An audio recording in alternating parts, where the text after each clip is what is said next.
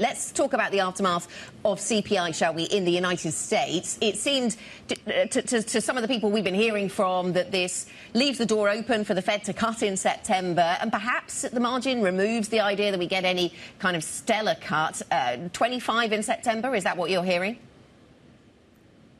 25 seems to be the consensus now, and people ruling out the idea of a 50 basis point cut after those CPI figures, which were pretty much in line with expectations. No downward surprises like we'd seen with the PPI data. And actually what we saw in markets as a result was just a little bit of disappointment there, a little bit of a backing up of 2-year yields, a little bit of strength again in the dollar, and not too much commitment either way in the equities space. But given where we are with inflation cooling and with a slowdown in the jobs data as well, it now looks like the market is pretty certainly honing in on the idea that 25 basis points will be what we start the cutting cycle with when we get to September's meeting. A little bit of a slowdown in the UK data, certainly the most recent data coming through in the GDP print we've seen this morning. Does that confirm as well that we're going to see maybe one, probably maybe increasingly looking at 2 more rate cuts coming out of the Bank of England?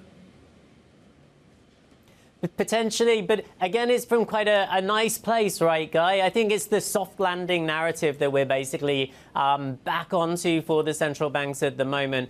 Both the Fed, just so long as the labour market doesn't cool too quickly, and now with the Bank of England as well. You know, this will play into their hands what we've seen over the data for the past week or so with cooling inflation, but still reasonably strong growth hanging in there. Yes, not blowing away or anything like that, but allowing them to continue to cut interest rates at a steady pace and not a panicked pace. And so I think that probably there'll be a reasonable degree of satisfaction as a result from that. Bond yields will probably continue to trickle lower rather than lurch lower, which again, you know, gives the idea that everything is under control. Now, as we've seen, the market can get upset pretty quickly. We saw the volatility across markets last week. So it's not a given that this will be the path that we've got. But at the moment, at least policymakers can feel a little bit more comfortable in their seats. Yes, and what's the sort of market mood, the market sense in Asia right now, Paul? Mindful of the meltdown that we had a week or so ago, but also the fact we've had data that looks a little bit mixed coming through from China. Stocks are higher, though. Iron ore prices very much not higher. Something. What's the mood like?